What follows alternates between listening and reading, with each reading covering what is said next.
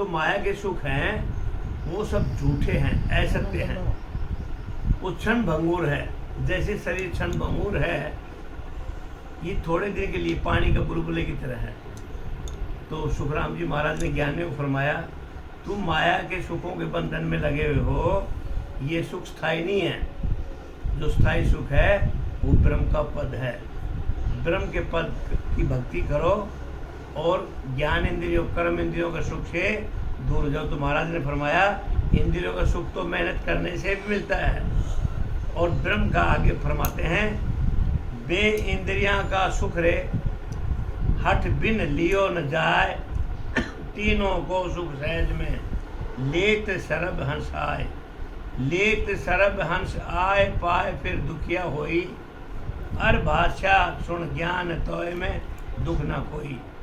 वो दिष्टांग सुखराम कहे, सब नर सुन जो आए, बे इंद्रियां को सुख रे हठ बिन लियो न जाए। महाराज फरमाते हैं कि सुख है जीव, ये इंद्रियां हैं, जीव का स्वाद स्पर्श, इन दोनों इंद्रियों का सुख बिना हठ व मेहनत के नहीं मिलता। जीव का सुख और स्पर्श का। सुखराम जी महाराज ने ज्ञानियों को फरमाया, ये जो दो इंद्रियों का सुख है बगैर मेहनत और बगैर हठ नहीं मिलता। इनके लिए जिद भी करनी पड़ती है और मेहनत भी करनी पड़ती है। आँख नाक कान, इन तीनों इंद्रियों का सुख सहज में ही हंसों को मिल जाता है। क्योंकि जीव से तो खाना पड़ेगा, और खाना पड़ेगा तो कमाना पड़ेगा, मेहनत करना पड़ेगा। तो स्पर्श है, ये भी इंद्रिय हैं, इसके लिए भी हठ है, मेहनत करना पड़ता है। लेकिन आँख, ये भी इंद्रिय हैं, आँख को खोलो दिखाई देगा, मेहनत करने की जरूरत है नहीं। नाक, सूंघने की अवस्था में अच्छी महक हो या खराब महक हो, वो नाक का इंद्रिय काम करती है। कान, सत्संग हो कुसंग तो अच्छे हो बुरे हो, निंदा हो धार्मिक हो अधार्मिक हो, ये तीनों जो कानों में सुनाई देगा। तो महाराज फरमाते हैं, आँख नाक कान, तीन इंद्रियों का सुख सहज में ही सब अंशों को मिल जाता है। लेकिन स्पर्श और जीव का इसका मेहनत करना पड़ता है। ये सुख को पाकर फिर दुखी होते हैं। महाराज फरमाते हैं फिर भी सुख नहीं रहता। इन सुखों को इंद्रियों को सुख पाकर के भी स्त्री पुरुष दुखी रहते हैं, ये संसारी लोग दुखी रहते हैं। सुनो, जहाँ ज्ञान पद का ज्ञान यानी केवल पद आनंद पद का ज्ञान में जो अनुभव होता है उसे आनंद को दुख नहीं है। सुखराम जी महाराज ने फरमाया, जो ज्ञान इंद्रियां हैं कर्म इंद्रियां हैं, जो ऊपरी जो इंद्रियां बताई जीव स्पर्श नाक कान, इन इंद्रियों का सुख है वो स्थायी नहीं है, वो थोड़ी देर के लिए है। अच्छी महक आई बहुत आनंद आता है, किसी की निंदा सुनी अच्छा लगता है, ज्ञान सुना अच्छा लगता है, लेकिन महाराज फरमाते हैं वो स्थायी सुख नहीं है। स्थायी सुख महाराज ने क्या फरमाया, अब ये जो इंद्रियों का सुख है फिर दुख आता है। और लेकिन महाराज फरमाते हैं ये केवल पद आनंद पद का जो ज्ञान है वो आनंद पद में दुख नहीं होता, वो है ब्रह्म ज्ञान। महाराज फरमाते हैं जो अणबे ज्ञान है महाराज का, ब्रह्म ज्ञान है, नैनचर का है, सत्स्वरूप आनंद का जो ज्ञान है, उस ज्ञान को धारण करने से दुख नहीं आता, सुख ही सुख आता है। क्योंकि परमात्मा की भक्ति में इतनी ताकत है, उसमें दुख का तो लवा लेस ही नहीं। महाराज फरमाते हैं कि दृष्टांत को सब मनुष्य आकर के सुनो।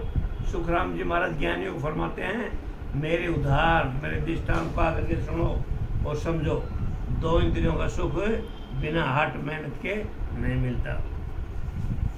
वो दो इंद्रिय कौन सा, जीव और स्पर्श, उसके लिए मेहनत करना पड़ेगा। बाकी तीन इंद्रियां नाक कान मुख, ये बगैर मेहनत सहज में ही मिल जाता है। फिर महाराज ने फरमाया, दल बादल भेला किया मुल्क दाबियो जाए, क्या पाई वा चीज रे इदकी जग के माए।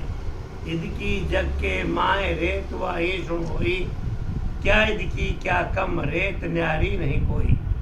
यूं करनी सुखराम कहे सब ही एक कहाय, दल बादल भेड़ा किया मुल्क दाबी हो जाए। महाराज फरमाते हैं बहुत फौजें इकट्ठी करके किसी दूसरे मुल्क को कब्जे में कर लिया तो संसार में उसने क्या चीज़ पाई।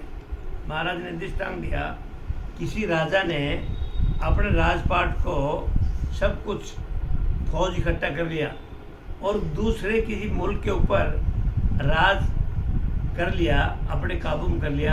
एक गांव का तो मालिक था, 10 गांव का मालिक था और उसने अपनी फौज के वशीभूत, ताकत के वशीभूत उसने 10 गांव को और अपने राजपाट को जीत लिया।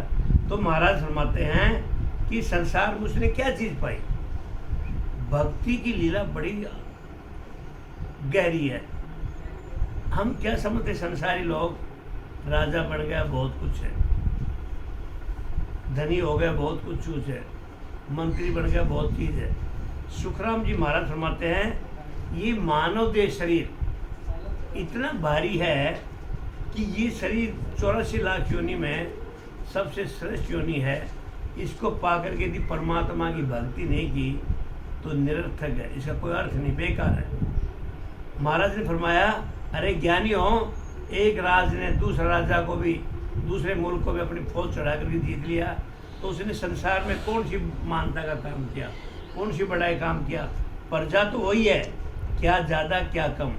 अब लगा लो मानव शरीर पा करके यदि राजपाट का मालिक, हम तो छोटे मोटे मजदूर वर्ग के आदमी हैं जिन्होंने राजपाट पा लिया और उनके भी लिए महाराज क्या तुलना कर रहे हैं, उन्होंने क्या कर लिया, संसार में वो दुखी की दुखी रहे। ये मानव देह पाकर के माँ की गर्भ से 84 लाख योनि में 43,20,000 वर्ष के बाद महाराज तो फरमाते हैं उसने कौन सा बड़ा काम कर दिया।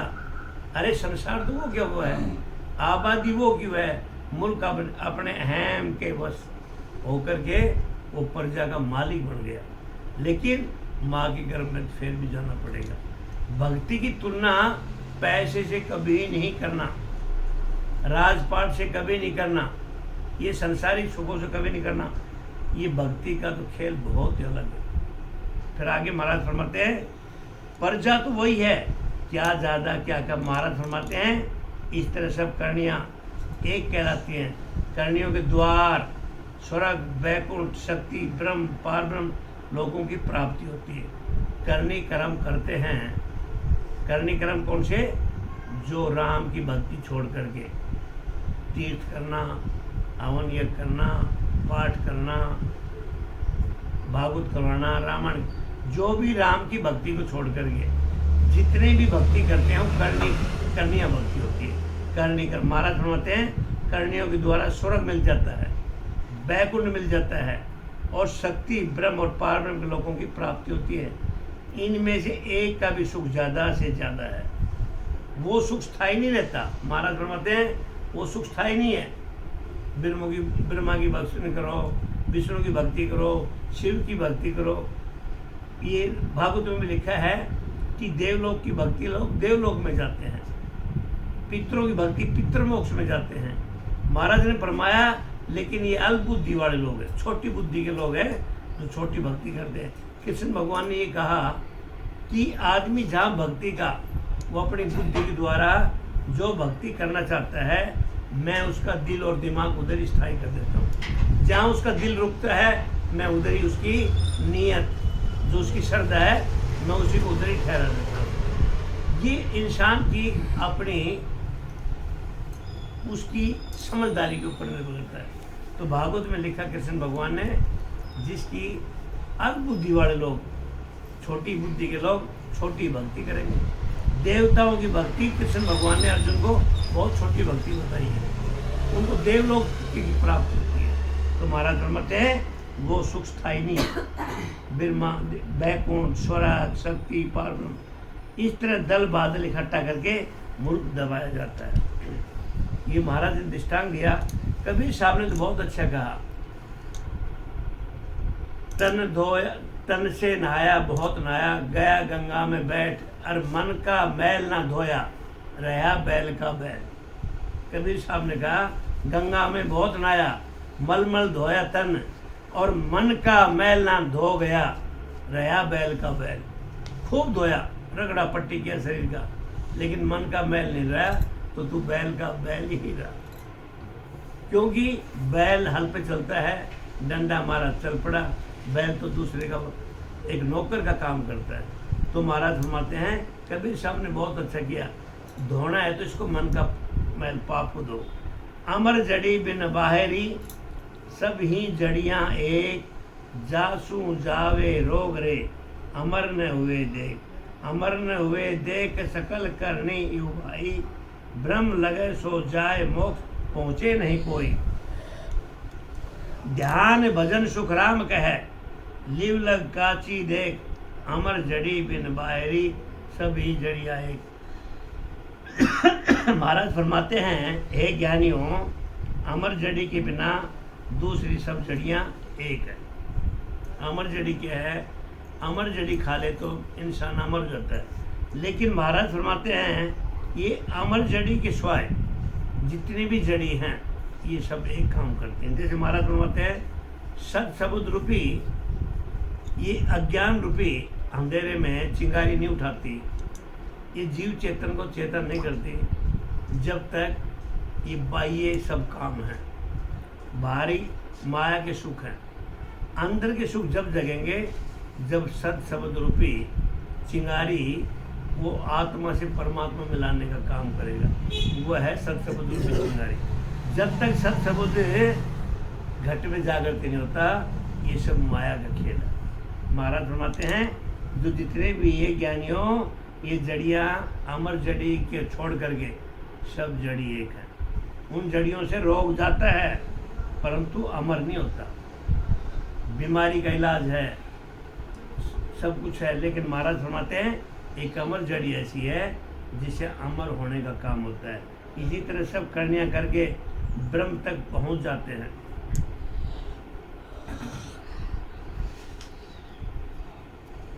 तो मोक्ष में कोई नहीं जाता। महाराज फरमाते हैं कि ध्यान करो, बार बार सुखराम जी महाराज ज्ञानियों को समझा रहे हैं कि ध्यान करो और भजन करो जब तक लिव यानी सता समाधि में, जो रात दिन अखंड खाते पीते। महाराज ने फरमाई ज्ञानियों को, जो साधक बैठे हैं, जो संत हैं, जो उनके प्रांगण में बैठे, सत्संग में बैठे, महाराज फरमाते हैं ध्यान करो, भजन करो और जब तक लिव यानी सता समाधि, जो रात दिन अखंड खाते पीते।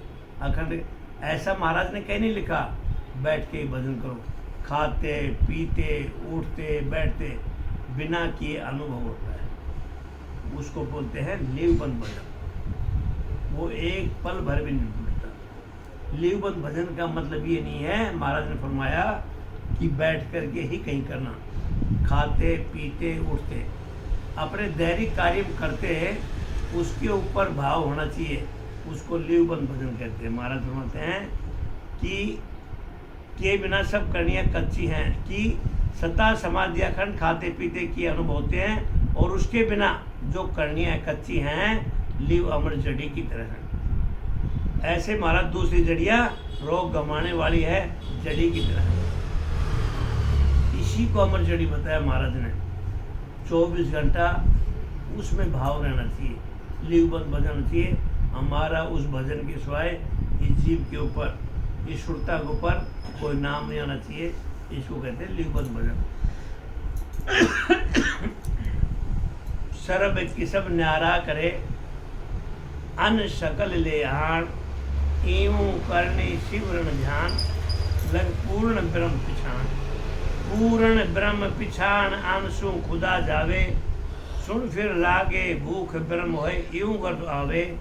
सुख राम उपाया भजन लग, सब एक ही कर जान, सर्व की सब न्यारा करे, अन सकल ले आण। महाराज फरमाते हैं सब की सब यानी कर्म अलग अलग करके सभी अन्न लाते हैं।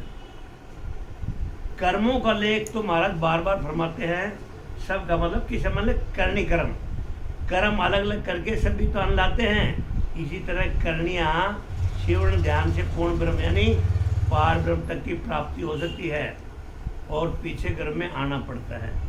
जैसे आदमी कोई धंधा करता है, कोई चोरी से लाता है, कोई मेहनत से लाता है, कोई व्यापार से लाता है, कोई नौकरी लाता है, करनी कर्म तो सब करते कमाने के लिए। ये महाराज फरमाते हैं अलग अलग काम करने के नुक्ते हैं, लेकिन पेट भराई का सब काम करते हैं। इसी तरह करनियाँ तो श्रवण ध्यान पूर्ण ब्रह्म यानी पार ब्रह्म तक की प्राप्ति। वो करनियाँ कौन सी? जप तप यज्ञ तपस्या दान पुण्य, ये है करनियाँ। तो महाराज बनाते हैं और पीछे गर्भ में वो आना पड़ता है। सिर्फ एक भक्ति का एक मार्ग ऐसा है, कौन सा?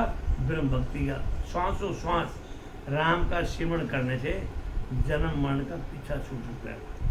कैकेयी राजा दशरथ के परिवार से थी, जहाँ राम के स्वाय को उच्चारण नहीं होता था, और विभीषण रावण के परिवार से था। अपने करनी कर्मों के साथ विभीषण का तो नैया पार उतर गई, और कैकेयी का क्या दशा हुई, आज कैकेयी का नाम नहीं निकलता। ये सब अपने कर्णों के करनी कर्म के तो लेख हैं। ये संगत का लेख है, क्योंकि उसका मंथरा के साथ था लेख, इसका रामचंद्र जी के साथ लेख था। ये संगत के प्रभाव है। और अपने कर्मी कर्म, महाराज से संतों ने ऐसा फरमाया, करनी कर्म की 10 पताल नीचे चला जाए और हिमालय पर्वत के पीछे छुप जाए, कोई कहीं भी चला जाए, लेकिन करनियों से पीछा नहीं छुड़ा सकता। करनियों का तो भुगतान करना ही पड़ेगा। संतों ने ऐसा फरमाया, तू जिस कर्मों से कमाता है उसका तेरा सुख मिले कि ना मिले, लेकिन कर्मों का भोग जरूर भोगना पड़ेगा। यही महाराज ने फरमाया कि घर में बार कितने भी करने कर्म कर लेते, जैसे तरह तरह से आदमी अपना पालन पोषण करता है, परिवार करता है, ऐसे लोग भक्ति में लगे हुए हैं। लेकिन सुखराम जी महाराज फरमाते हैं, ज्ञानियों अमर लोक में जाना है तो एक ब्रह्म की ही भक्ति है। ये सब करनिया कर्म की तरह, जैसे अन्न से भूख चली जाती है और पीछे भूख लग जाती। कितना अच्छा दृष्टांत दिया, हमने भोजन किया फिर भूख लगी, ऐसे करनी कर्म।